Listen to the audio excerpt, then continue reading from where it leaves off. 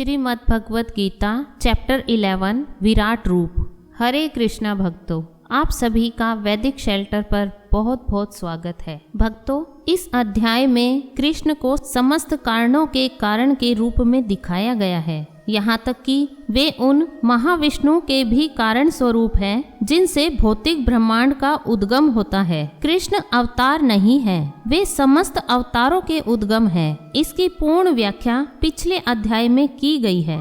अब जहाँ तक अर्जुन की बात है, उसका कहना है कि उसका मोह दूर हो गया है। इसका अर्थ यह हुआ कि वह कृष्ण को अपना मित्र स्वरूप सामान्य मनुष्य नहीं मानता, अपितु उन्हें प्रत्येक वस्तु का कारण मानता है। अर्जुन अत्यंत प्रबुद्ध हो चुका है और उसे प्रसन्नता है कि उसे कृष्ण जैसा मित्र मिला है, किंतु अब वह यह सोचता है कि भले ही वह कृष्ण को हर एक वस्तु का कारण मान ले, किंतु दूसरे लोग नहीं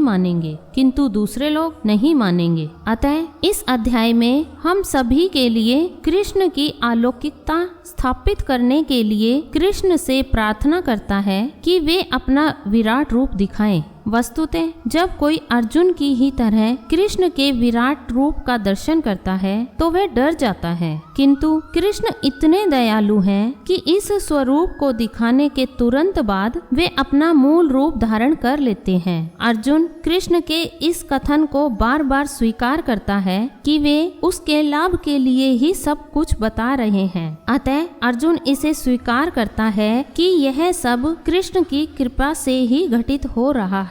अब उसे पूरा विश्वास हो चुका है कि कृष्ण समस्त कारणों के कारण है और परमात्मा के रूप में प्रत्येक जीव के हृदय में विद्यमान है। प्रथम श्लोक। अर्जुन ने कहा, आपने जिन अत्यंत गुह्य आध्यात्मिक विषयों का मुझे उपदेश दिया है, उसे सुनकर अब मेरा मोह दूर हो गया है। हे कमल नयन, मैंने आपसे प्रत्येक जीव की उत्पत्ति तथा लय के विषय में विस्तार से सुना है और आपकी अक्षय महिमा का अनुभव किया है।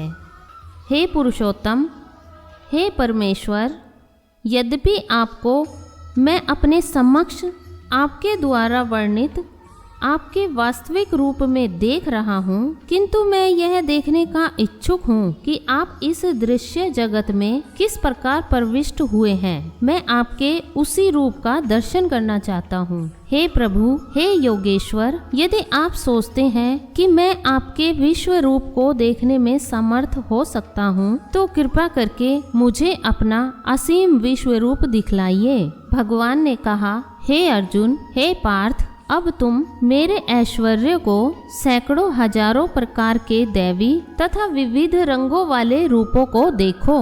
हे भारत, लो तुम आदित्यों, वसुओं, रुद्रों, अश्वनी कुमारों तथा अन्य देवताओं के विभिन्न रूपों को यहाँ देखो।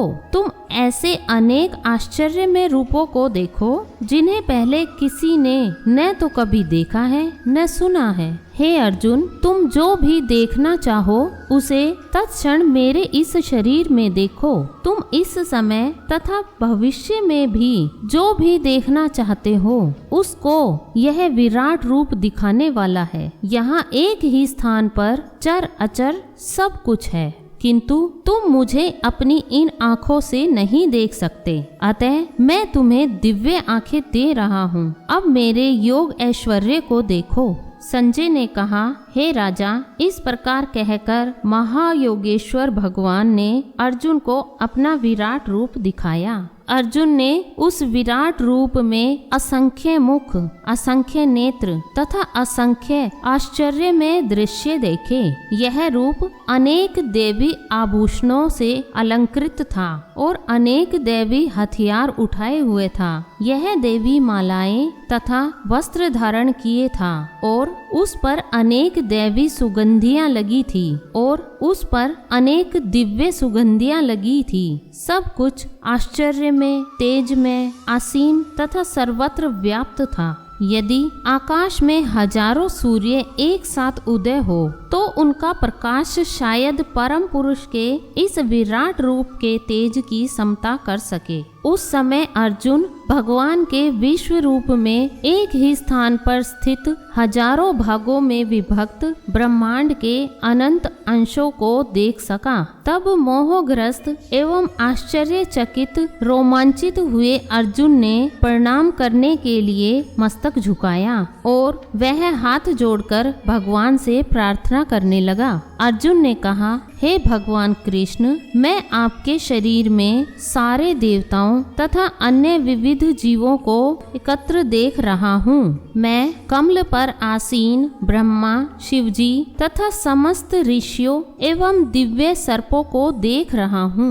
हे विश्वेश्वर, हे विश्वरूप, मैं आपके शरीर में अनेकानेक हाथ, पेट, मुंह तथा आंखें देख रहा हूँ, जो सर्वत्र फैले हैं और जिनका अंत नहीं है। आप में न अंत दिखता है, न मध्य और न आदि। आपके रूप को उसके चकाचौंध तेज के कारण देख पाना कठिन है, क्योंकि वह प्रज्वलित अग्नि की भांति अथवा सूर्य के अपार प्रकाश की भांति चारों ओर फैल रहा है। तो भी मैं इस तेजोमय रूप को सर्वत्र देख रहा हूँ, जो अनेक मुकुटों, गदाओं तथा चक्रों से विभूषित है। आप परम आद्य ज्ञेय वस्तु हैं। आप इस ब्रह्मांड के परम आधार हैं। आप अव्यय तथा पुराण पुरुष हैं। आप सनातन धर्म के पालक भगवान हैं। यही मेरा मत है। आप आदि, मध्य तथा अंत से रहित हैं। आपका यश अनंत है।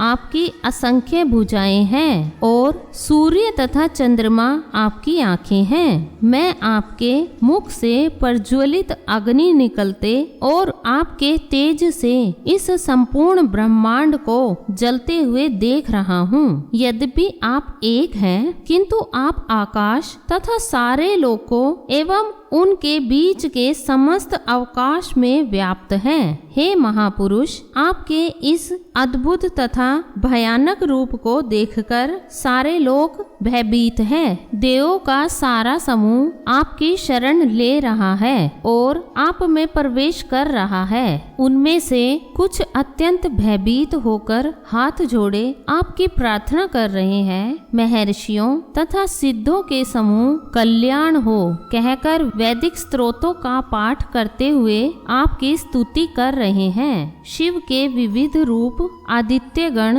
वसु, साध्य, विश्वदेव, दोनों अश्वनी कुमार, मरुदगण, पितृगण, गंधर्व, यक्ष, असुर तथा सिद्ध देव सभी आपको आश्चर्यपूर्वक देख रहे हैं। हे महाबाहु, आपके इस अनेक मुख, नेत्र, बाहु, जंघा, पांव, पेट तथा भयानक दांतों वाले विराट रूप को देखकर देवता गण सहित सभी लोग अत्यंत विचलित हैं और उन्हीं की तरह मैं भी हूँ।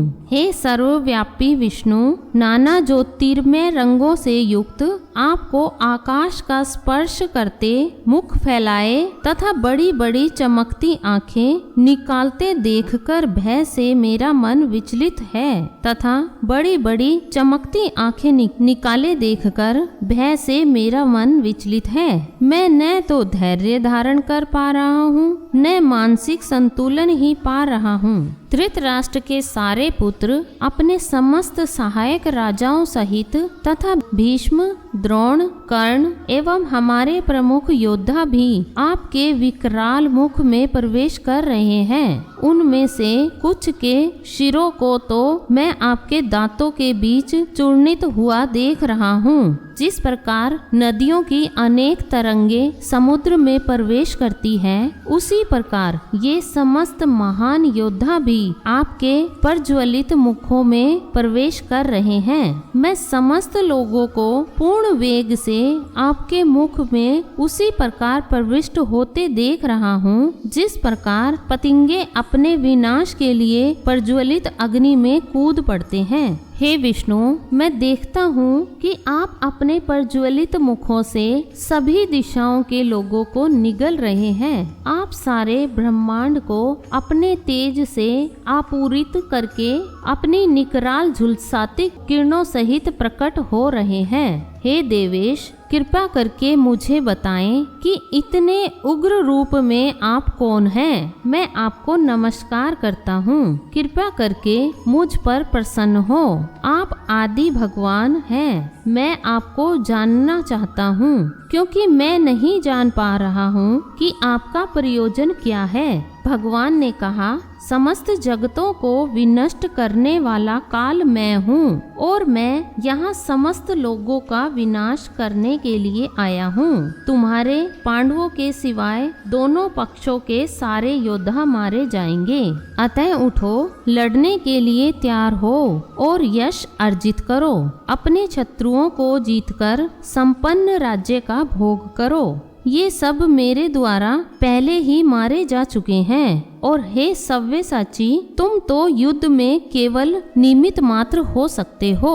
द्रोण, भीष्म, जयद्रथ, कर्ण तथा अन्य महान योद्धा पहले ही मेरे द्वारा मारे जा चुके हैं। अतः तुम उनका वध करो और तनिक भी विचलित न हो। तुम केवल युद्ध करो। युद्ध में तुम अपने शत्रुओं को परास्त करोगे। संजय ने धृतराष्ट्र से कहा, हे राजा, भगवान के मुख से इन वचनों को सुनकर कांपते हुए अर्जुन ने हाथ जोड़कर उन्हें बारंबार नमस्कार किया। फिर उसने भयभीत होकर अवरुद्ध स्वर में कृष्ण से इस प्रकार कहा। अर्जुन ने कहा, हे ऋषिकेश, आपके नाम के श्रवण से संसार हर्षित होता है और सभी लोग आपके प्रति अनुरक्त होते हैं। यद्यपि सिद्ध पुरुष आपको नमस्कार करते हैं, किंतु असुरगण भयभीत है और इधर उधर भाग रहे हैं। यह ठीक ही हुआ है। हे महात्मा, आप ब्रह्मा से भी बढ़कर हैं। आप आदि सृष्टा हैं, तो फिर वे आपको सादर नमस्कार क्यों न करे। हे अनंत, हे देवेश, हे जगनिवास, आप परम स्रोत, अक्षर, कारणों के कारण तथा इस भौतिक जगत से परे हैं। आप आदि देव, सनातन पुरुष तथा इस दृश्य जगत के परम आश्रय हैं। आप सब कुछ जानने वाले हैं और आप ही सब कुछ हैं जो जानने योग्य है। आप भौतिक गुणों से परे परम आश्रय हैं। हे अनंत रूप, यह संपूर्ण दृश्य जगत आपसे व्याप्त है। आप वायु हैं तथा परम नियंता भी हैं। आप अग्नि है, जल है तथा चंद्रमा है। आप आदि जीव ब्रह्मा है और आप प्रपितामह है। अतः आपको 1000 बार नमस्कार है और पुनः पुनः नमस्कार है। आपको आगे पीछे तथा चारों ओर से नमस्कार है। हे असीम शक्ति, आप अनंत पराक्रम के स्वामी हैं। आप सर्वव्यापी हैं, अतः आप सब कुछ हैं। आपको अपना मित्र मानते हुए मैंने हठ पूर्वक आपको हे कृष्ण, हे यादव, हे सखा जैसे संबोधनों से पुकारा है, क्योंकि मैं आपकी महिमा को नहीं जानता था। मैंने मूर्खतावश या प्रेमवश जो कुछ भी किया है, कृपया उसके लिए मुझे क्षमा कर दें। यही नहीं, मैंने कई बार आराम करते समय एक साथ लेटे हुए या साथ साथ खाते या बैठे हुए, कभी अकेले तो कभी अनेक मित्रों के समक्ष आपका अनादर किया है। हे अच्युत, मेरे इन समस्त अपराधों को क्षमा करें। आप इस चर तथा अचर संपूर्ण दृश्य जगत के जनक हैं। आप परम पूज्य महान आध्यात्मिक गुरु हैं। न तो कोई आपके तुल्य है, न ही कोई आपके समान हो सकता है। हे अतुल शक्ति वाले प्रभु, भला तीनों लोकों में आपसे बढ़कर कोई कैसे हो सकता है।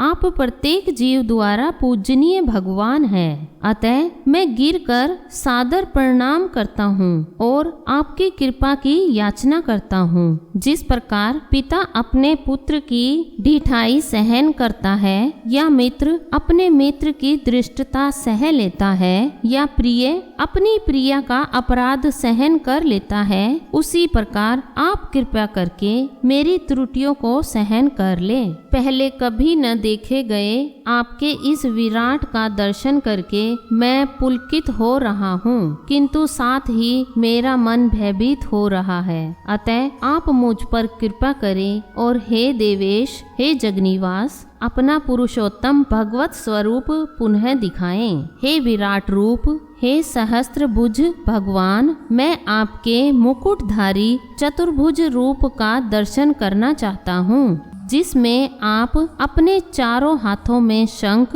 चक्र, गदा तथा पद्म धारण किए हुए हो। मैं उसी रूप को देखने की इच्छा करता हूँ।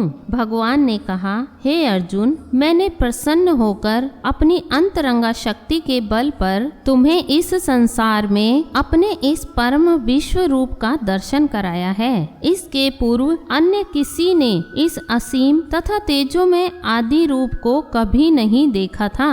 हे कुरुश्रेष्ठ, तुमसे पूर्व मेरे इस विश्व रूप को किसी ने नहीं देखा, क्योंकि मैं न तो वेदाध्ययन के द्वारा, न यज्ञ, दान, पुण्य या कठिन तपस्या के द्वारा इस रूप में इस संसार में देखा जा सकता हूँ। तुम मेरे इस भयानक रूप को देखकर अत्यंत विचलित एवं मोहित हो गए हो। अब इसे समाप्त करता हूँ। हे मेरे भक्त, तुम समस्त चिंताओं से पुनः मुक्त हो जाओ। तुम शांत चित्त से अब अपना इच्छित रूप देख सकते हो। संजय ने धृतराष्ट्र से कहा। अर्जुन से इस प्रकार कहने के बाद भगवान कृष्ण ने अपना असली चतुर्भुज रूप प्रकट किया और अंत में 2 भुजाओं वाला अपना रूप प्रदर्शित करके भयभीत अर्जुन को धैर्य बंधाया।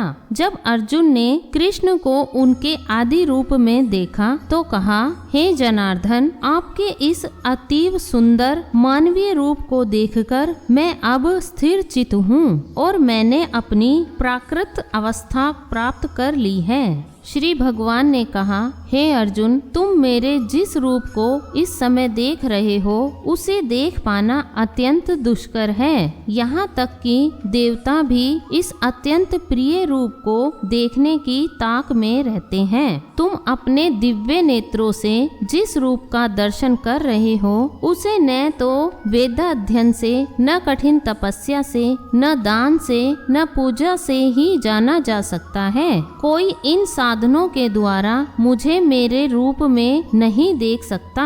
हे अर्जुन, केवल अनन्य भक्ति द्वारा मुझे उस रूप में समझा जा सकता है जिस रूप में मैं तुम्हारे समक्ष खड़ा हूँ, और इसी प्रकार मेरा साक्षात दर्शन भी किया जा सकता है। केवल इसी विधि से तुम मेरे ज्ञान के रहस्य को पा सकते हो। हे अर्जुन, जो व्यक्ति सकाम कर्मों तथा मनोधर्म के कल्मश से मुक्त होकर मेरी शुद्ध भक्ति में तत्पर रहता है, जो मेरे लिए ही कर्म करता है, जो मुझे ही जीवन लक्ष्य समझता है और जो प्रत्येक जीव से मैत्री भाव रखता है, वह निश्चय ही मुझे प्राप्त करता है। ब्रह्म संहिता में कहा गया है कि जो प्रेम या भक्ति भाव से कृष्ण के श्याम सुंदर रूप के प्रति आसक्त है, वे सदैव उन्हें अपने हृदय में देख सकते हैं और कुछ भी नहीं देख सकते। अतः मनुष्य को समझ लेना चाहिए कि इस 11वें अध्याय का तात्पर्य यही है कि कृष्ण का रूप ही सर्वोपरि है एवं परम सार है। इस प्रकार श्रीमद् भगवद गीता के 11वें अध्याय विराट रूप का भक्ति वेदांत तात्पर्य पूर्ण हुआ। देखा, आज हमने भगवान कृष्ण के विराट रूप का भी दर्शन कर लिया। भगवान का विराट रूप कैसा लगा कमेंट बॉक्स में जरूर बताना। वीडियो को लाइक और शेयर करें, चैनल को सब्सक्राइब करें। हरे कृष्णा।